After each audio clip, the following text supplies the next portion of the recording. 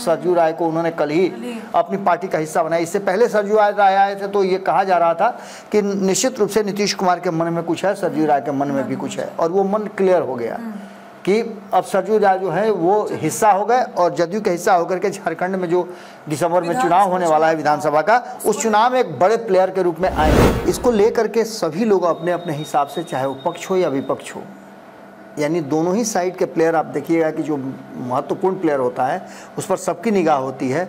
अपनी टीम की निगाह होती है कि अच्छा स्कोर करे, और विपक्ष की निगाह होती है कि इसको कम से कम स्कोर पर आउट कर दिया। कि भारतीय जनता पार्टी के नवनियुक्त जो अध्यक्ष हैं उन्होंने एक बयान दिया है, जिस बयान की खूब चर्चा हो रही है। उस बयान पर बहस मंथन भी शुरू हो चुका है कि आखिर उन्होंने ऐसा बयान क्यों दिया कि चूहेदानी तैयार कर ली गई है। ये चूहेदानी क्या सिर्फ उन अधिकारियों के लिए है या फिर और भी लोगों के लिए? गैर भाजपाई दलों को एकजुट होने का और ये संकेत मिलना शुरू हो चुका है। आप उद्धव ठाकरे की बात करें, वो काफ़ी टाइट नज़र आ रहे हैं क्योंकि उनके राज्य में भी चुनाव है। हेमंत सोरेन की बात कर लें, काफ़ी टाइट नज़र आ रहे हैं, उनके राज्य में भी चुनाव है। इसके अलावे आप चौटाला परिवार को देख लीजिए तो वो भी तैयार है। ये दोनों के दोनों पटना में डेरा डाले हुए हैं। तेजस्वी यादव जैसे नहीं होता है कि बिल से बाहर निकलते हैं, एक बयान देते हैं, ऐसे ऐसे घूम करके चारों तरफ ताकते हैं कि माहौल ठीक है ना, और उसके बाद फिर घुस जाते हैं। तो कहीं ना कहीं इसके पीछे की कोई ना कोई वजह तो जरूर हो। वैसे ही सरजू राय जो है वो जिस तरह से आप देखिए कि 2024 के चुनाव में विपक्ष जो है वो एग्रेसिव हुआ है और इसके पीछे नीतीश कुमार की बड़ी भूमिका रही है। तो नीतीश कुमार ने जैसे विपक्ष को एक ताकत दे दिया है, 162 का फार्मूला उन्होंने तय किया था और इस फार्मूले के तहत कहीं ना कहीं विपक्ष ने एक्ट भी किया है। पैनोरमा ग्रुप, जो सोचता है वो करता है। नमस्कार, भारत लाइव देख रहे हैं आप और ये भीतर की बात है। बिहार की राजनीति में अभी काफ़ी चर्चाएं चल रही है। कभी ये चर्चा चल रही है कि 2 उप मुख्यमंत्री की कुर्सी है तो एक ही बचेगी, उसमें ये चर्चा निकल कर आती है तो किसकी कुर्सी सेफ रहेगी, सम्राट चौधरी की कुर्सी सेफ है या विजय कुमार सिन्हा की कुर्सी सेफ है। कभी ये चर्चा निकल कर आती है कि नीतीश अपने कैबिनेट में विस्तार करेंगे, सीएम नीतीश अगर इलाज के लिए बाहर जाएंगे तो किसको प्रभार देके जाएंगे। ये तमाम चीज़ों की चर्चा चल रही है, लेकिन इतनी तेजी से चर्चा चल रही है, इसको लेकर भी काफ़ी लोग सोच रहे हैं कि इतनी तेजी से सब चीज़ क्यों हो रहा है। क्योंकि विधानसभा चुनाव में अभी बहुत कम दिन, ऐसा नहीं कि विधानसभा चुनाव नज़दीक है, विधानसभा चुनाव में भी टाइम है, लेकिन अभी चीज़ें बहुत रातों रात प्रदेश अध्यक्ष बदल दिए जाते हैं। बातें निकल कर आती है कि सीएम नीतीश से सामंजस्य बिठाने के लिए सम्राट चौधरी को हटा दिया जाता है। लेकिन अब इसकी जो बातें हैं वो गैर भाजपाई दलों में ये बात होने लगी है, कानाफूसी होने लगी है।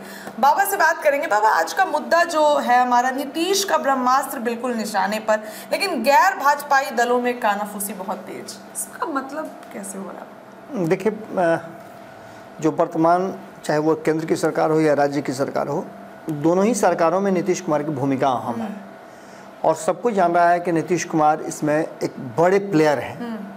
अगर उनका पारी बढ़िया से चल गया तो ठीक है, अगर आउट हो गए तो टीम लड़खड़ा जाएगी। इसको लेकर के सभी लोग अपने अपने हिसाब से, चाहे वो पक्ष हो या विपक्ष हो, यानी दोनों ही साइड के प्लेयर, आप देखिएगा कि जो महत्वपूर्ण प्लेयर होता है उस पर सबकी निगाह होती है। अपनी टीम की निगाह होती है कि अच्छा स्कोर करे और विपक्ष की निगाह होती है कि इसको कम से कम स्कोर पर आउट कर दिया जाए। तो इन सारी परिस्थितियों को लेकर के अगर नीतीश कुमार का आकलन हम करें तो नीतीश कुमार 2025 के चुनाव को लेकर के काफ़ी एग्रेसिव हैं। उनको एक बार और 2025 का चुनाव जीतना है हर हाल में, चाहे उसके लिए जो भी उनको करना पड़े, और उस चुनाव को जीत करके उनको एक बार फिर से बिहार का मुख्यमंत्री बन करके रिकॉर्ड बनाना है। ये तैयारी नीतीश कुमार कर रहे हैं, लेकिन इसमें कई हर्डल आ रहे हैं। और नीतीश कुमार ऐसे शख्स हैं जो अगर किसी पन्ने पर कुछ लिखते हैं, अगर गलती लिखा जाता है तो उसको फाड़ के हटा देते हैं, उसको किताब का पन्ना का हिस्सा नहीं रहने देते हैं। नीतीश कुमार लगातार इस बात को लेकर के वेट एंड वॉच की स्थिति में है कि कौन क्या कह और कर रहा है। एक तरफ भारतीय जनता पार्टी क्या कर रही है, उसके एक्शन क्या हैं, भारतीय जनता पार्टी कौन से ऐसी प्लानिंग बना रही है, 2024-25 के चुनाव के बीच का जो डिफरेंसेस है उस डिफरेंसेस को कैसे बांटने की तैयारी कर रही है, नीतीश कुमार पर कितना ट्रस्ट है, इन सारी बातों को लेकर के नीतीश कुमार जोड़ घटाव कर रहे हैं। तो वहीं अन्य घटक दल जो हैं एनडीए के, चूँकि हम बार बार बता रहे हैं, खुशी आपने भी देखा होगा, हम आपके साथ खबर कर रहे हो या कोई भी खबर कर रहे हैं, तो हम एक बात ज़रूर ये बात रिपीट करते हैं कि ये पहला अवसर है जब नीतीश कुमार इतने सारे लोगों को एक साथ एनडीए में ले करके चल रहे हैं और इनके साथ चुनाव लड़ने की तैयारी कर रहे हैं। तो क्या नीतीश कुमार इसमें सफल होंगे, ये एक बड़ा सवाल है। और ये सवाल इसलिए और ज़्यादा लाजमी हो जाता है कि दोनों ही बड़े धड़े, चाहे वो भारतीय जनता पार्टी हो या फिर नीतीश कुमार हो, दोनों अपने अपने हिसाब से अपनी शक्ति को फिर से एक बार रिकवर करने की तैयारी में लगे हुए हैं। कोई हॉर्लिक्स पी रहा है तो कोई कम्प्लान पी रहा है, दोनों अपने अपने हिसाब से ऊर्जा अपनी बढ़ाने की कोशिश में लगे हुए हैं। इसमें नीतीश कुमार एक स्टेप और आगे बढ़ गए। भारतीय जनता पार्टी के पुराने दिग्गज नेता सरजू राय को उन्होंने कल ही अपनी पार्टी का हिस्सा बनाया। इससे पहले सरजू राय आए थे तो ये कहा जा रहा था कि निश्चित रूप से नीतीश कुमार के मन में कुछ है, सरजू राय के मन में भी कुछ है, और वो मन क्लियर हो गया कि अब सरजू राय जो है वो हिस्सा हो गए और जदयू के हिस्सा होकर के झारखंड में जो दिसंबर में चुनाव होने वाला है विधानसभा का, उस चुनाव में एक बड़े प्लेयर के रूप में आएंगे। उसके पीछे का एक कारण भी है कि उन्होंने अभी पिछले ही चुनाव में रघुवर दास जो मुख्यमंत्री के उम्मीदवार थे उनको निर्दलीय रह करके शिकस्त दिया है। इतना ही नहीं, सरजू राय का एक बहुत बड़ा कद है और जेपी आंदोलन से ही वो जुड़े हुए हैं। जब बिहार और झारखंड एक में था तब के वो नेता हैं। उनकी उम्र भी 73 साल हो रही है। और सीएम नीतीश की मित्रता भी बिल्कुल, उनकी सीएम नीतीश की, लालू प्रसाद की और भी कई नेता हैं जिनके साथ उनकी अच्छी मित्रता रही है। अब ये मित्रता झारखंड में कौन सा रोल दिखाएगी, क्योंकि आपको याद होगा कि जिस दिन उन्होंने कार्यकारी अध्यक्ष बनाया था संजय झा को, उस दिन से लगातार ये चर्चा चल रही है कि झारखंड में भारतीय जनता पार्टी माने न माने, भारतीय जनता पार्टी इनके साथ एलायंस करे या न करे, ये चुनाव लड़ेंगे। और सरजू झा को सामने करके कहीं ना कहीं भारतीय जनता पार्टी को बड़ा स्क्रू टाइट करने वाला काम नीतीश कुमार ने किया है। यानी कि उन्होंने एक ब्रह्मास्त्र छोड़ा है जो झारखंड से होते हुए बिहार तक पहुंचेगा।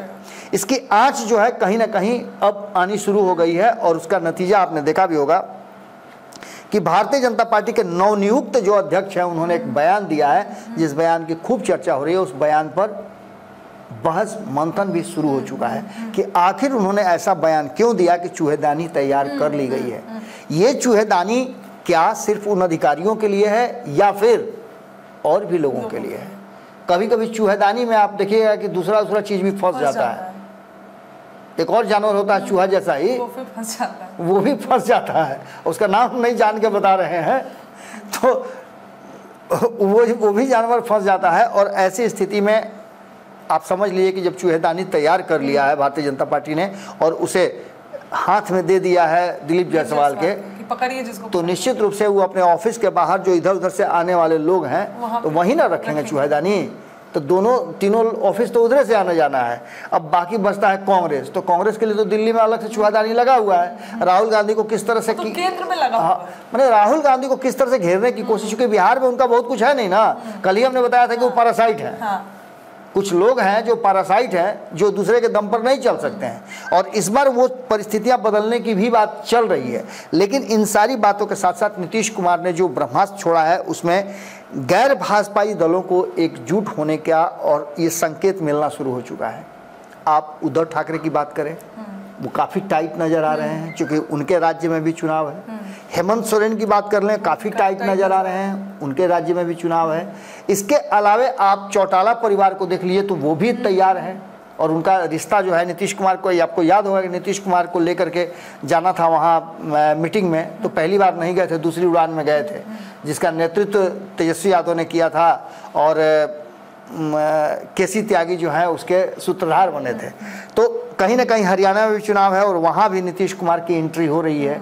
यानी कि ये सब कुछ मिला जुला करके इस बात की तरफ इशारा कर रहा है कि नीतीश कुमार ने जो 2024 चुनाव से पहले एक स्ट्रेटजी बनाई थी, उस स्ट्रेटजी में उन्होंने नरेंद्र मोदी के विरुद्ध गैर भाजपाई दलों को जोड़ करके एक नेक्सस तैयार किया था। वो नेक्सस अभी मरा नहीं है, उससे विधिवत रूप से नीतीश कुमार अलग हुए हैं, जबकि ममता बनर्जी विधिवत रूप से अलग नहीं हुई हैं। सिर्फ उन्होंने हम अलग हैं कह दिया है। नीतीश कुमार ने अलग होकर के गठबंधन का अपने आप को हिस्सा बना लिया है, तो ये विधिवत रूप से अलग हो गए हैं। तो फिर विधिवत रूप से ही इनको बाहर जाना पड़ेगा यदि कोई ऐसी परिस्थितियां बनती हैं। अब ऐसी स्थिति में नीतीश कुमार जहां एक तरफ भारतीय जनता पार्टी को वेट एंड वॉच की स्थिति में रखे हुए हैं, वहीं वो तेजस्वी यादव को और लालू प्रसाद को भी बात कर रहे हैं, और ये दोनों के दोनों पटना में डेरा डाले हुए हैं। तेजस्वी यादव जैसे नहीं होता है कि बिल से बाहर निकलते हैं, एक बयान देते हैं, ऐसे ऐसे घूम करके चारों तरफ ताकते हैं कि माहौल ठीक है ना, और उसके बाद फिर घुस जाते हैं। तो कहीं ना कहीं इसके पीछे की कोई ना कोई वजह तो जरूर होगी, क्योंकि इसी वजह पर टिका हुआ है आने वाला 2025 का चुनाव। अब जब ये सारी चीज़ें नज़र आ रही हैं, तो उद्धव ठाकरे की बात हमने कर दी, हमने शरद पवार की बात कर दी, हम बात अखिलेश यादव की भी करेंगे। ममता बनर्जी ने अखिलेश यादव और तेजस्वी यादव को ये बीड़ा उठाने के लिए दिया है, उन लोगों को एक जिम्मेवारी दी है। महाराष्ट्र की बात हमने कहा ही था कि महाराष्ट्र में अंबानी के बेटा की शादी में ये सब लोग जुटे थे, और वहाँ ये तय भी हुआ था, जिसकी चर्चा हम लगातार कर रहे हैं, कि नीतीश कुमार को कैसे फिर से अपने कुनबे का हिस्सा बनाया जा सके, और यहाँ से निश्चित रूप से एक बड़ा खेल होने वाला है। 15 अगस्त को झंडा फहराना है नीतीश कुमार को भी, 15 अगस्त को झंडा फहराना है नरेंद्र मोदी को भी।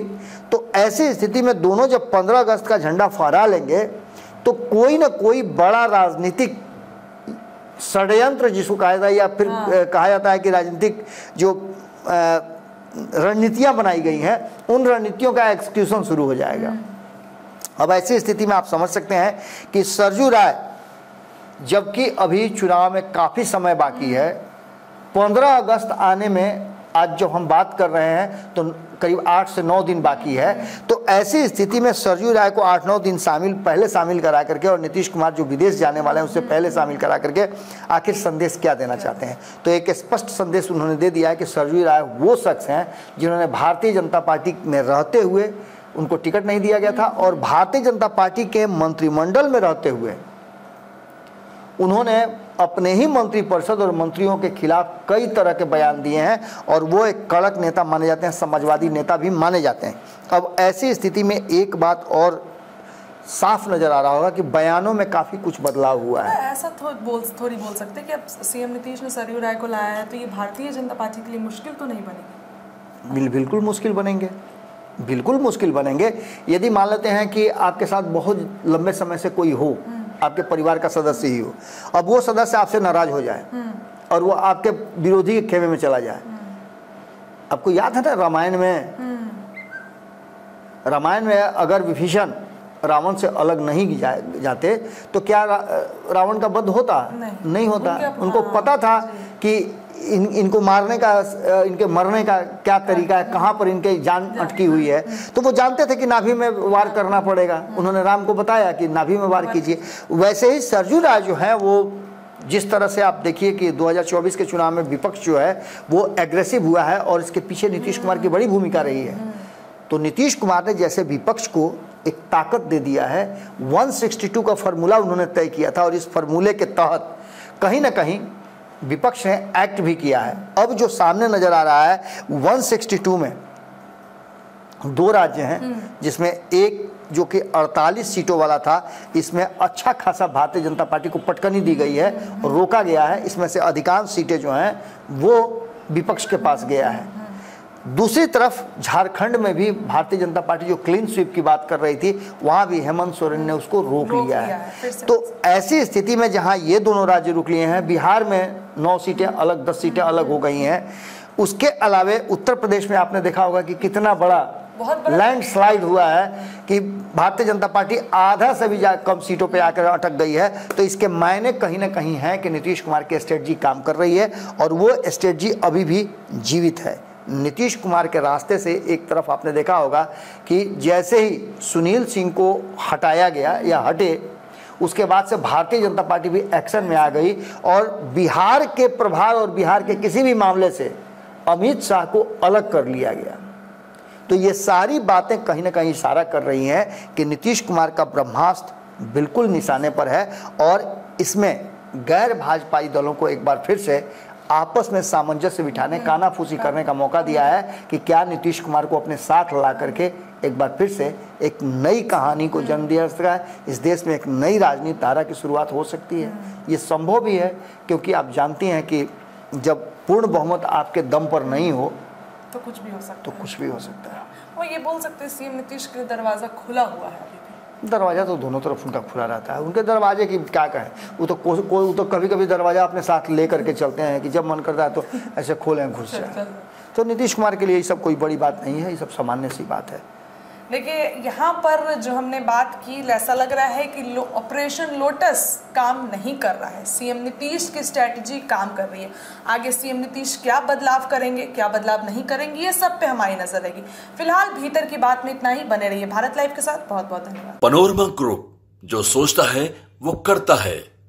अगर ये वीडियो पसंद आई और वह बिहार के राजनीति और बिहारियत से सरोकार रखेनी तो सब्सक्राइब बटन दबा के चैनल के सब्सक्राइब कर ली। ओजे एगो घंटी बा, ओकरा बटन दबा देला से कुल सटीक और मारक खबर रुआ मुफ्त में मिल जाई। अगर रुआ पत्रकारिता के हमनी के नया प्रयोग में सहयोग कर चाहतानी तो ज्वाइन बटन दबा दी। पेटीएम नंबर नोट कर ली 9386816700। धन्यवाद।